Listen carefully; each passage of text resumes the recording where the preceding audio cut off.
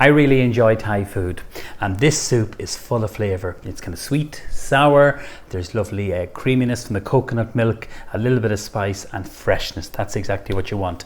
So I'm going to talk through some of the ingredients. This, first of all, is some ginger, and it's called galanga, okay, or galanga. This is your regular ginger. We'll all know that we use in stir fries and different dressings and that, but this is a really kind of citrusy, fresh tasting ginger. And what I recommend for 3 different products here: lemongrass, okay, which is beautiful, can be grown in Ireland but not very successfully, and the flavour is really at the root there. But these 2 ingredients, and this here is carved lime leaves. If you can get these, and I'll show you the pack in a minute. This is the lime leaves here, Mela. That's them there. They're only a couple of euro, they're not expensive. Usually with the galanga they come in a pack, maybe 3 or 4, and then with the lemongrass maybe 4 or 5 in a packet. But I usually get them and then I pop them into the freezer. Now they'll keep in your fridge for a week or 2, but I think keep them in the freezer so you'll always have them in a little Tupperware container. Okay, I'm going to get on with the soup. So what I have here is some chicken stock, roughly about a pint or thereabouts, okay? So that's there, and we're going to infuse it. First of all, we're going to chop our galanga. So this is our kind of like citrusy ginger. It's very, very different to your regular ginger, and we're going to chop this. It's quite firm, as you can see, so use a big knife for this. And then we're going to do the same for this one here. And we're going to chop it again. So this is really important. I've never made this soup with the regular ginger. I think it would overpower it, to be honest with you. It's definitely worth picking this up in your local Asian supermarket. Listen, we live in rural Ireland, so if I go to Dublin, I'll pick it up and then I'll pop it into the freezer. But you can get it in some supermarkets too. So these are the carved lime leaves, which are really, really good. And these are really fragrant. They're really nice if you're making fresh fruit salad or poaching fruits. They really are delicious. Okay, lemongrass. The real flavour from the lemongrass is just down here, this part here, okay? But we're going to chop it all.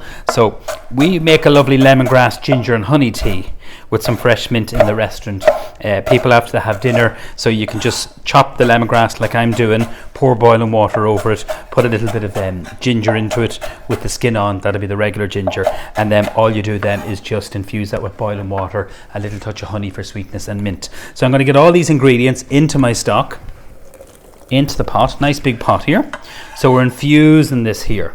So that's 1 stick of lemongrass, a couple of pieces of the galanga, and then those beautiful carved lime leaves there. Okay, these are the small little chili, the bird's eye chili. So you can just literally pop this, cut this in half, and just infuse. So I like spice, so they're quite spicy, so that just goes in there just to infuse that lovely broth. So that's what you want. Okay, into this then we're going to put in the can of coconut milk, and this is such a wonderful company. They're based from Wexford. So Norman is the gentleman's name, and this is his coconut milk. It's organic, it's thick, it's rich, it's creamy. Is it low fat? No, it's not, because he told me, why would I bring water around halfway around the world? Which is right. If you do want low fat coconut milk, you get a can of this, you empty it into a jug, and they get the same amount of cold water, mix it together, and that's your low fat coconut milk. You're paying for water, remember that. Okay, so that's we're starting to, that's a lovely creamy coconut milk, lovely in curries and really nice in a rice pudding. I'm going to put in roughly about a heaped teaspoonful of tomato puree. So this would have been a recipe, like whenever I've been to Thailand, go to Thailand, I always try and do some Thai cooking. So as a chef, you never stop learning about food, ingredients, culture. The people are fantastic, they're very friendly, they're very kind, and they just love their spicy food. Like I would be eating a curry there and the sweat would be running down my head, you know, and I do like spicy food. And I think it's something that you get gradually used to. Whereas if I make this at home, I don't always put the chili in. I put this in, which I am going to put in also. This is the sweet chili sauce from Thai Gold.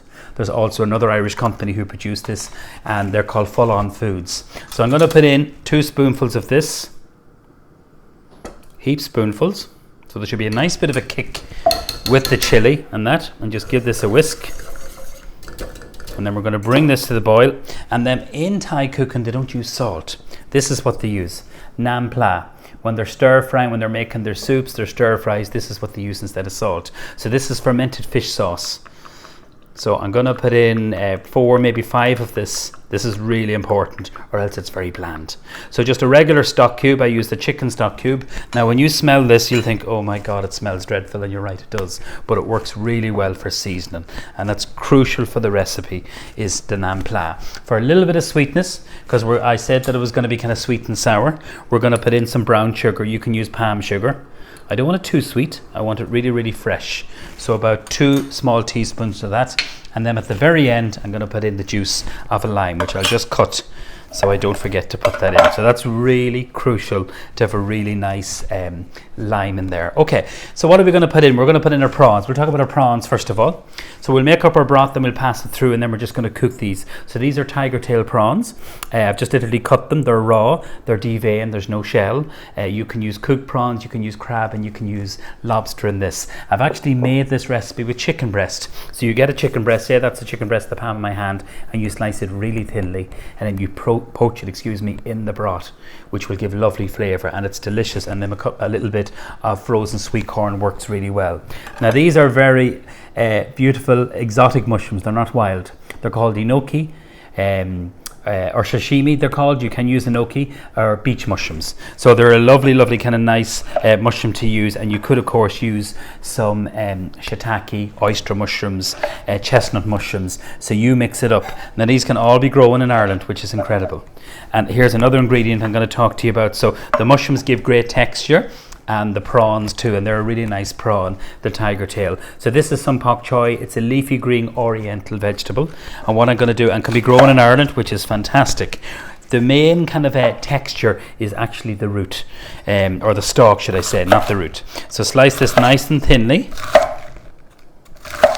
and then we use the leaf, and this is great in stir fries. You can put ginger, garlic, a little bit of sesame oil, sesame seeds, chili, and it's really, really good. And the fact that it can be grown in Ireland. So you get pak choi and you get pak choi. Just one is white and one is green, just the literally stem of it. So let's have a little look at our soup. I think it needs a little bit more tomato puree. So that's about 2 teaspoonfuls of tomato puree, 1 can of coconut milk. And again, if you can use that company is Irish, and they're called Thai Gold. And you could use their red curry paste if you wanted to. We're going to pass this through a sieve. So normally in Thailand, when you get this, they serve all this in the bowl, and you're kind of chewing away at it, but it's not what we do. We actually make this broth or soup in the restaurant, and we serve it with a lovely lobster ravioli with some seared scallops and a smoked lobster salad. It's really, really nice. So I passed all that. I just want to show you that there. So I passed all that. That's caught that there in the sieve. We're just going to bring this back to the boil. See the way that's boiling, even on its own like that? Like, that's super delicious, but we want to get lots of flavour in that. So first thing we'll do is pop in our prawns. So these are probably about what, 8 or 10 tiger tail prawns. So pop them in there, and then we have our mushrooms and the pak choi, and just literally put it in there, sprinkle it in this into the saucepan. So this is really fragrant. So you could have your broth already made, and then the secret is to warm it up and then put in your raw ingredients like your mushrooms, your pak choi, and then of course your lovely prawns. Or you can use chicken, or you can just leave it all kind of different vegetables. You can put peppers into it if you want to, baby corn, that kind of thing. Now this lime here, I'm just going to squeeze that in there. This is so important. If you don't have lime in it, it's very it's very sweet. Exactly. This will cut through the richness. And then we're just going to stir this through. So you don't need any salt in this. The salt is the naan pla. That's really, really important. And we're going to just finish it then with some lovely fresh basil in a minute. So I just want this to cook. I'm going to thicken it slightly with a little bit of corn flour. So what I've done, a couple of spoonfuls of corn flour, teaspoonfuls with cold water. I remember the first time I was asked to use corn flour, my mother asked me to thicken a stew. What did I do? Got the corn flour, just lashed it in. So you need to mix it. So this is it here. It's already mixed with some cold water. And then we're just going to put this in here. You don't want it too gloopy. This is not a heavy soup. You know, and as I say, when you get this, you know, in a Thai restaurant or that, they wouldn't put tomato puree. They might put duck into it. They might do it with lots of different vegetables too. And I wouldn't even think to thicken it with some corn flour. I'm going to put some lovely fresh basil. So I have a lovely plant here. So these are great to have in your kitchen. Been using this lots in the recipes, and thank you for all your feedback with the recipes. I know a lot of you are using them. I've got some lovely messages, some handwritten letters and some emails, so I really do appreciate that. I try and keep things very simple. I try and make recipes that people can enjoy and cook at home. So we're going to chop this nice and small. So usually with basil, see if I leave it sitting there on the board, what happens is that it goes black. That's not what we want. So this is coming back to the boil. In goes all that lovely basil, and then we just stir this through here. So just to recap, I had warm chicken stock on, and then into that I put in my coconut milk, tomato puree, sweet chili sauce, a little bit of brown sugar, and then this here. Really important, the naan pla. That is so important. And when you smell this, you'll think, oh my God, it's going to taste awful. But it doesn't. It's really, really important. There's no salt going into this. So stir this through here. So it's fresh, it's fragrant, and it's it's just a lovely recipe. I mean, like I would have learnt this recipe, say when I go to Thailand, I go and do maybe half a day Thai cooking. So you're learning about ingredients, about food. You'd be chopping away and they'd say to you, oh, you're very good at chopping. I would be telling them I was a chef. But I just really, really enjoy this. This is one of my favorite recipes. So if I make this at home, I say don't put in the wee chili, and this is the chili here. If you get a pack of them, throw them into the freezer. You can use dried chili, so they're quite spicy, but I like spicy. The galanga, so this is the lovely citrus kind of Thai ginger, very distinctive. Look at the difference in it. That's your regular ginger, and that's your Thai ginger, okay? And then lemongrass. So this is it here. This is the full lemongrass. I just took it out of the freezer. You can see it's a little bit wet, and that's what you use there. And this is it ready now. So just let's have one look at this just before we serve it up. I'm going to switch it off.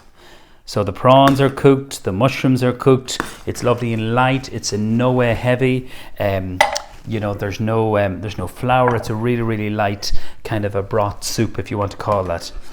And if you put chicken in, I would put it in from raw and poach it in there, slice it really thinly. And then what I would do is put or let it cook for about maybe 12-15 minutes. So you can just, that's the first layer there, just in the bowl.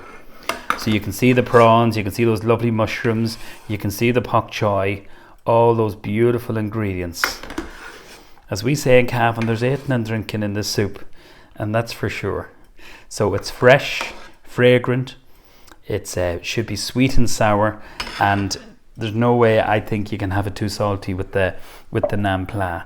It's just lovely on its own. You can have this for lunch, you can have it for a light supper, and I think this is a great dish. And if you make the soup base, that will keep in your fridge for easily 4 to 5 days, or you can freeze it.